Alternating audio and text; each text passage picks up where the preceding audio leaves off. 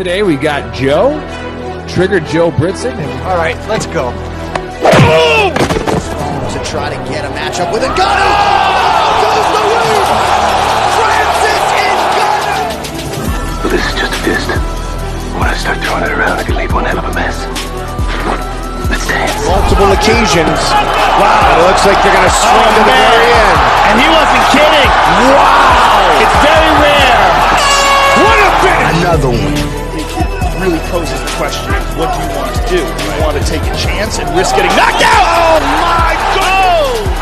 My God. Trying to take care of business, trying to get to It's a knockout! Oh my It's a knockout! And it's closing in, trying to finish it, and it's over! Because I'm going to take this foot and I'm going to whop you on that side of your face. There's not a goddamn thing you can do about it.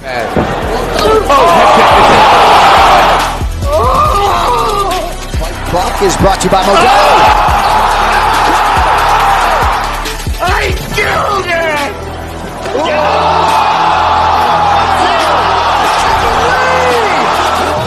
Punch me right in the face, man. And we have a new nickname. Okay, we have William Send It 7 Piercing. All right, other than that, we used to call him Willie Pete. We used to call him the Mad Russian. For his opponent to be quicker on the canvas.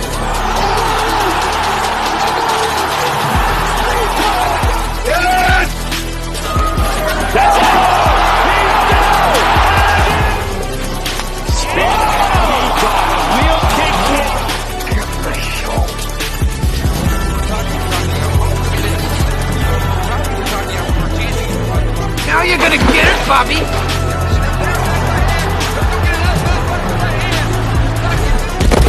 I think you've had enough.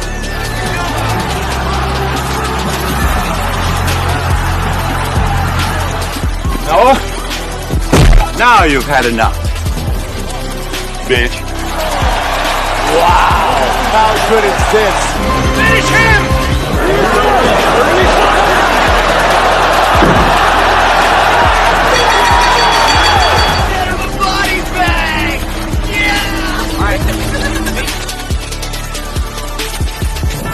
Another one.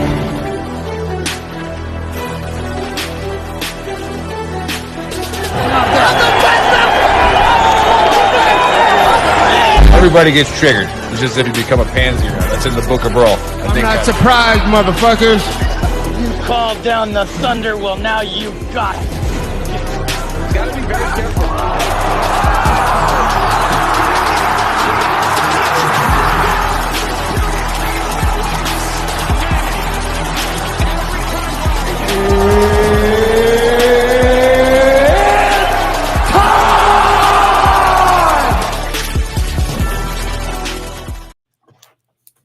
What's up, Trash Talkers? What's up, Gruntworks Nation? We are live a little early, and we're a little light on the load today. All right, we're missing Joe. We had to go a little early because the big girl here has to go take the girls to a basketball tournament, so that takes priority. But we have the even larger point leader champion with us, all right, who took Joe for a point, and you know, I did have to change the timing of the show tonight, but we do have a feeling that Joe did not show up because of the fact that he's down like 4 now. Probably 5. Who knows? But welcome to the show, Bill. What say you? What's going on? Safe bet. Yeah, I think Joe might be ducking me.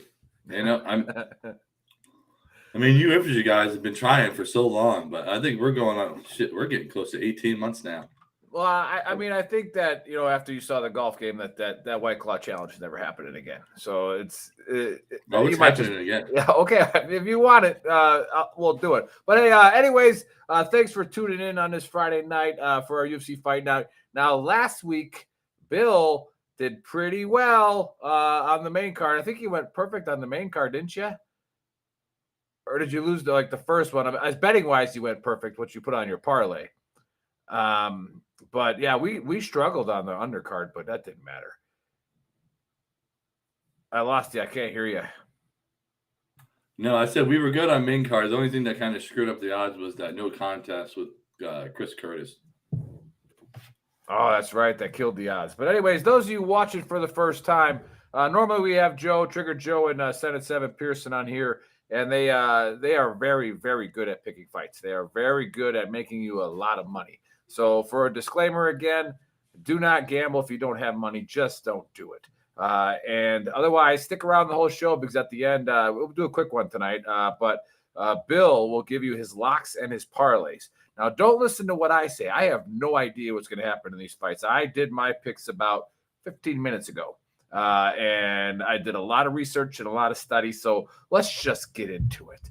All right, the first fight is a welterweight fight. Oh, and by the way, say hi, say where you're watching from in the chat thread. If you have an idea on a fight, throw it out there. Maybe we'll agree with you, or maybe we'll call you a moron. I don't know. It's a 50-50 shot.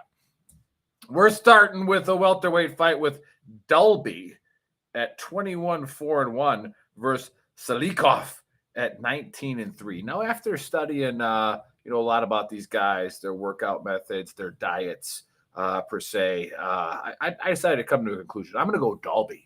All right, I'm going to go Dalby with a first-round KO by falafel slap to the face. All right, Bill, what say you? Sorry, I'm dealing with some strep here. So jeans. Weak jeans for sure. So this is an interesting fight that so Muslim Salikov is actually one. I'm going off of BetMGM odds here, so a minus 196 favorite. I think that's probably about right. But Dalby has also been on a little bit of a tear lately. He can be the one that can ruin a parlay on this one. I don't agree with those odds, but I'll go with Muslim Salikov in a unanimous decision. But I think the safe bet on this one is to take the over. Both these guys are super tough, and they got pretty decent chins. So for sake of the show, I'll go Muslim Salikov to go pick one or the other. But for betting wise, if you're going to bet on this fight, I need you to take the over. I think that's the safest bet to take. Obviously, you're losing a little bit of odds on that one because Vegas agrees with us. This fight will go over 2.5. I think it's most likely going to go to a decision. So take Muslim Salikov if you want to go money line for the safe minus 196 odds. If you want the safest bet, I will go with take the over on this one. Very nice, very nice. Okay, yeah, we don't have to worry about Joe's pick, but it would probably be wrong, Joe. All right, no, actually, he'll get triggered by that. That's why we call him Trigger Joe. He's actually very, very good at picking these fights. All right, the next one is a lightweight fight, and we got Torres 13-2 and Mata at 13-4. Again, after a lot of studying and research, I'm going to go Torres by taco roll submission in the second round. Second round taco roll. What do you say, Bill? Second round taco roll is not bad bet. Nope. If you can find that, you might want to take that. I think it's going to be Torres in this one. It's plus 90 million. Again, if you're going to MGM, he's a minus 185 favorite. Both these guys are finishers. If you have access to FanDuel, pick this fight to finish, or whatever betting app you're using. If you could take the odds that this thing will not go to distance and this fight will come to a finish, this is an absolute safe bet. One of these guys is finishing the other one. If I were to pick one money line, it's going to be Torres. He's got heavy hands and he's got a submission game. So I'll go Torres, second round TKO. If you have the option bettors, take this fight to go to a finish, and it will not make it to a decision. All right. Awesome. Yeah, that sounds like a fun fight to watch. Okay. Let's go to the next one. We're moving along here, fight fans, so pay attention. And again, you can watch this on YouTube. We watch it on Facebook. Go to Gruntworks and or Veteran Trash Talk, and you can rewatch it. We don't have a sponsor right now except for 10th Mountain Whiskey behind me. So go to 10thmountainwhiskey.com and put in the code VTT, and you'll get yourself a discount on some delicious bourbon. They got vodka too and all kinds of great stuff. All right. A featherweight fight, and we got Sabatini at 7-4 versus Almeida at 14-1. Now I'm gonna go third round KO by Sabatini with Linguini strike. Bill, you see that happening?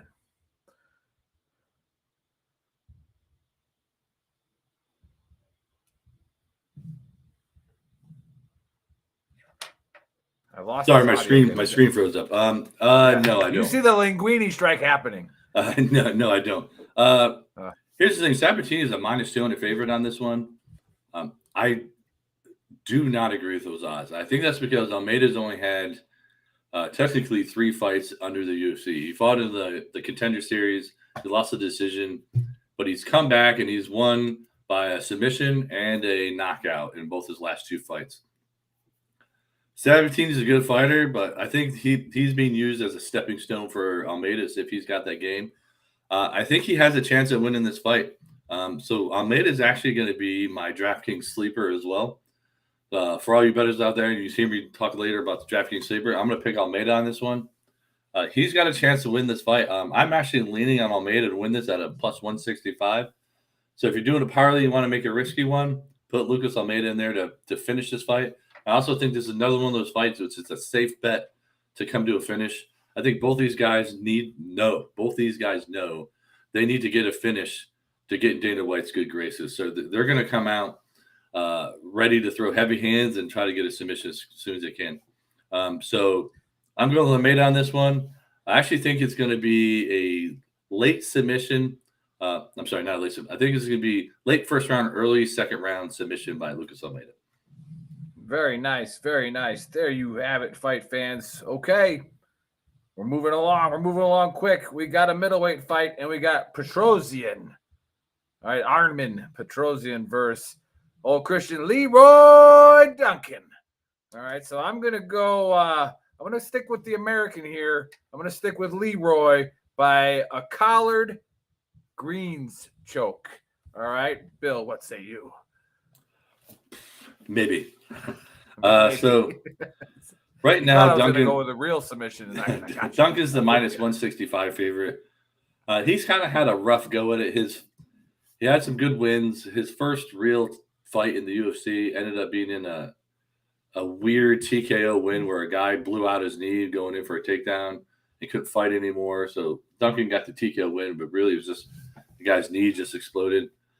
And Petrosian's a tough fighter. If you want to make a DraftKings sleeper and you put on Petrosian, it's not a bad bet. However, I think Duncan is going to come out and finish him. He knows a lot of expectations put on him. He didn't get that win like he wanted for his first fight. So this is really his first real fight, and they're throwing Petrosian at him. I think it's because Dana White knows he's got a real chance to whoop Petrosian's ass. And Petrosian's been finished before. So I'm leaning on Duncan. Late second, maybe early third round TKO. I think he's going to wear him down with his cardio. Could it go to a unanimous decision? That wouldn't surprise me. But put your money line on Christian Duncan on this one. Nice. There you have it, fight fans. And we got Brian from Southern Appalachia. Nice to have you on here. How's that moonshine doing over there in the Appalachian Mountains? It's pretty solid. I always had a good time with that. Okay, before we get into the co-main and the main event, because like I said, we're moving along pretty quick. Remember to go to our store, shop.veterantrashtalk.com, all right, or gruntworksclothing.com. But that website will take you right to ours, seeing as we own that now. There's a QR code in the upper corner of the screen that'll take you right there. Put in the code VTTGW and get yourself a discount for watching this show. Again, we're a veteran-owned company, and we're grunt. We got field artillery guys. We got all the support personnel. We put together almost I think it's like 99.9% veteran team, to help fight, this suicide pandemic, epidemic, whatever you want to call it. But we always say that, with the way technology is today, the way we can just put a room together instantly, there is no reason for a veteran to be alone. And that's what VTT Official is for. And that's why we do this show as well. Bill and Joe are great at picking fights. We know there's a lot of veterans out there that love UFC, love watching it. So make sure you spread this. Have these guys come on, girls come on, and talk about who their favorite fighters are, and just be a part of the half hour and sometimes the hour that we do this show. And the NFL is right around the corner. Getting pretty pumped about that. So, but hey, also before we get to it, Bill, what's up with Amanda Nunes? Huh? She's done. Dunskies. You're muted again. I think we keep losing Bill's audio, but that's okay. I like to talk. Like no, I got it. I said, why not? I mean, she was a champion in one weight class since I think 2013. She took one loss, came back, whooped her ass. There's nothing left for her. So, I hate seeing fighters going out after they just take a string of ass whoopings. So why not go out happy, drinking beers in the center after a win, defending your title? I mean, hats off to Amanda Nunes. She's been the GOAT for a long time. I think it's the perfect time for her to step out. And there's two weight classes full of women that are super excited now they actually have a fighting chance at getting the title. Didn't she say that after she retired? She's like, those that win this belt will never be the real champion. Like, yeah. She's like, it'll always be an asterisk because you didn't fight me. Yeah. What is there a statute of limitation on maybe 10 years later, like it becomes the real belt again because she wouldn't exist? It's been 8 years. We'll call it good. And she fought that. What was her name? Ileana. Who did she beat up last fight? What was her name? Juliana Paynes, who beat her, and then she came back and beat her, and then she just beat I can't remember her name. She's so forgettable. Was it like Aldana? Aldana. Okay, so yeah, I think she's friends with her because it just seemed to me in that fight like Amanda was just dotting her face up and then kind of like not finishing her. Like, I'll let you stand up for 5 rounds. That's fine, because they were like all huggy and feel it, before and after the fight. So yeah, I think they kept them up there. But hey, congrats to Amanda Nunes. I know she watches this show all the time. Actually, never, but if for some reason it goes across her feed, I didn't really like watching female UFC fights for a long time, but she helped change my mind a little bit. She was an absolute monster and, took the profession seriously, and it was an entertaining fight to watch. It wasn't all about being an Instagram model and just selling some products. She came in and kicked the shit out of you.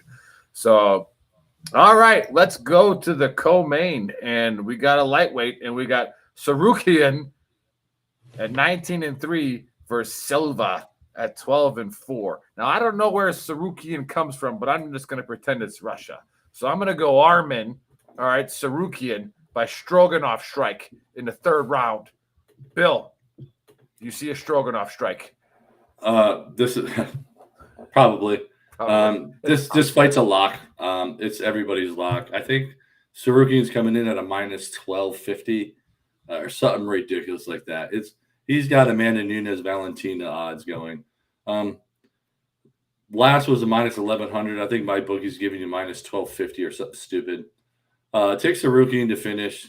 Hats off of Silva for taking this fight, but this is your get up and go get a beer fight because you just know it's going to end and probably pretty quick. So take Sarukian money line. If you can, pick him to finish.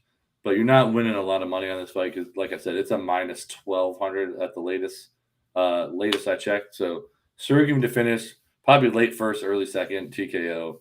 But it's going to be very one-sided if it goes decision. Like I said, not a big money maker. He's a minus 1,200? Minus 1,200. In the co-main. Yeah. Wow. Dana needs to get slapped on that one. He does have that slap boxing thing. And we got thanks for the stars, Kelvin. Apparently you can send stars on Facebook now. Instead of just sending likes, you can send money. I think the amount of stars you send us is like $1. So I'm gonna do you one better, Kelvin. All right, go ahead and email BigEarl@veterantrashtalk.com, and we'll send you a button. Send you a trash talk button. Thanks for sending the stars. All right, let's go to the main event. And we got a middleweight fight, and we got Vettori. Old Marvin Vettori at 19-6-1 versus Jared Cannonier. Now, correct me if I'm wrong, but I think this has been a Big Earl lock for the last 3 times the Cannon has fought, and everybody's picked against him, and he just keeps knocking people out. Or he lost last time. I don't even know. But so I'm not even going to pick this one. Bill, how's the main event going to go? Because I think Jared's got some serious hands. He's muted again. Here we go. Man, this is a tough fight. I wouldn't be surprised if Vettori wins this because he's just got a big old head that can take a lot of shots. Vettori has fought the better fighters, and he's lost to him, but he's got a better resume behind him. Cannonier's an up-and-comer, but he's also got a good chin. If you want to take Cannoniers or DraftKings sleeper, it's not a bad bet to win a decision. But if you're putting this in a parlay, take the over. Both these guys got really good chins, and they are not going to go down early. The best bet for this fight is to take the over. I have zero doubt this goes to a decision. But what scares me about that is Cannonier does have a ferocious striking game. But Vittoria's also got one of those like old Marvin Hagler, like cinder block chins that can just take a shot. Money line, Vittoria is probably the safer bet. But I will put this in a parlay, but I'm taking the over on it. Take the over on this fight.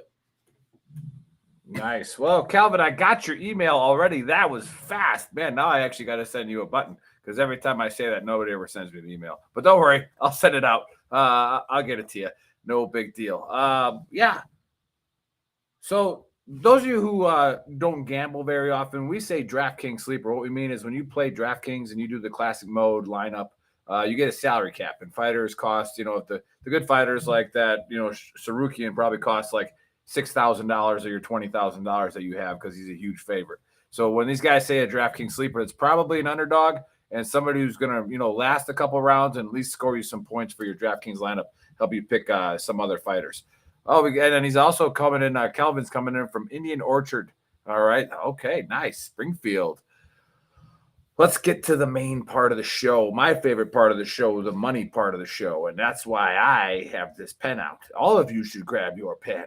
All right. And you should write down exactly what Bill says. All right. It's a tough card to pick, but it is what it is. And he'll give you his locks and he'll give you parlays and then he'll give you his DraftKings sleeper, which he already alluded to earlier. Now, the way the Big Earl bets, let me explain this for some of you guys. The way the Big Earl bets is I put more money on their locks, regardless of what the payout is, and I try my best to make that equal the amount of money that I put on the parlays. All right. So it's almost like a wash. And we've only had like one real bad day. I think it was a couple weeks ago where we lost like 3 locks too. It was like shit. So it is what it is. But that's why Vegas has very, very tall buildings. And then before we get into that, remember, go to shop.veterantrashtalk.com and go ahead and get yourself the swag that we got. We got the dumpster fire as our signature logo. And I carried the 240 around for a couple years of my career, and I love that son of a bitch. So, go ahead and get yourself Keep Calm and Lace Suppressive Fire. So, Bill, give us your locks, your parlays, and your DraftKings sleeper. Okay, so my locks. One, obviously, Sarukian, absolute lock, minus 1,200. My other lock is the Dalby Salikov over. I absolutely see that going to decision. The first fight?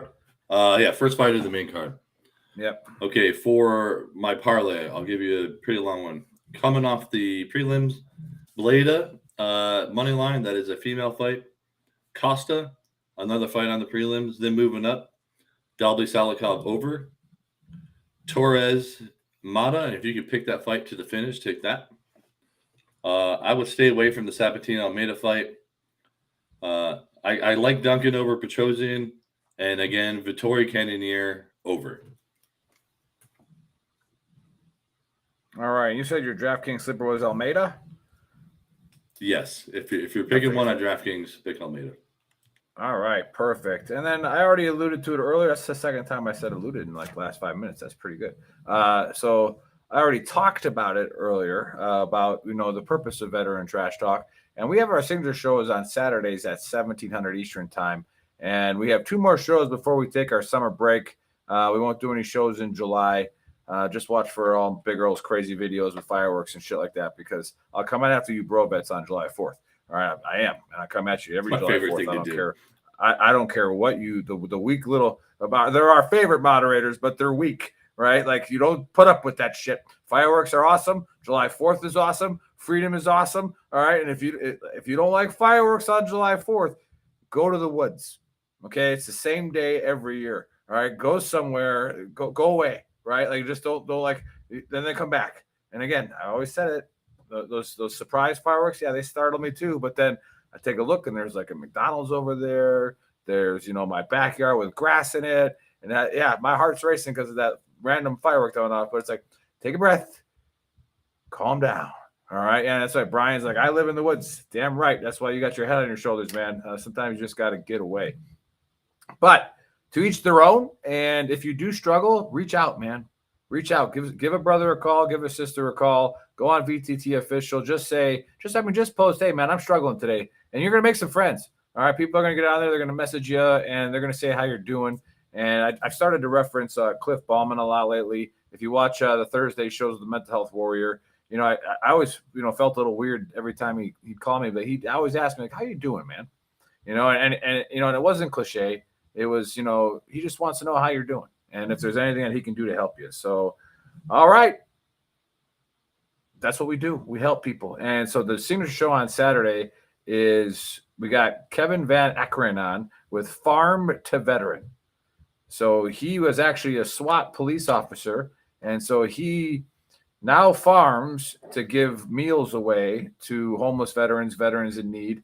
So he'll be on the show promoting that. So make sure you watch it. I'm probably not going to be there, but Buddy's going to go on a rant. So that's always a good time when Buddy loses his shit. And who knows what conspiracy they're going to talk about. But yeah, we're here to save lives. I'm not a doctor, but I know that we've interviewed enough people on the Trash Talk Hour, and we have a big enough network now that if you have an issue, we are the largest veterans one-stop on social media. So just come by, say you got a problem, and we're going to point you in the right direction. And as always, we give Bill the last word for the two awesome charities that are vetted and trusted. And if you have extra money to give, these are some two good ones. So listen up. Again, we'll start off the first one, goldstarteenadventures.org. Based out of North Carolina. Please go to their website, donate money. All the money goes towards Gold Star Kids. They take them on all types of trips across America. They include, scuba certification, hunting trips, mountain climbing, obstacle course training, leaders training, land nav training, anything you can think of just to bring Gold Star Kids together, show them a good time, and let everybody remember that we haven't forgot about them either, because everybody tends to forget about the Gold Star families. This organization gets all these kids together, reminds them they're not forgotten, and takes them out on trips. And then again, wearblue.runtoremember.org. Please go there. It's another organization that assigns Gold Star kids to mentors, and they teach them how to run, stay fit. They also do hiking trips. Started by a woman who said she got tired of her kid only being remembered when he gets a front row seat to a sad Memorial Day event. So she created this organization. So these kids have good mentors, male and female. Most of them are actually due to just hang out with these kids on a Saturday, show them a good time, and just mentor them through life. Go wearblue.runtoremember.org. wearblue.runtoremember.org. Awesome, Bill. Really appreciate that. And, Chris, before you cut us, but make sure you cut us right when I'm done talking so that I get the last word in this thing, if you are watching from Fort Sill, okay, you better get used to this face because it's going to be in every commissary. It's going to be in the PX. All right, it's going to be in the bowling alley. All right, he's coming to Fort Sill just like the Big Earl predicted. Oh man, you Redlegs are really in for it now. We'll see you guys next week.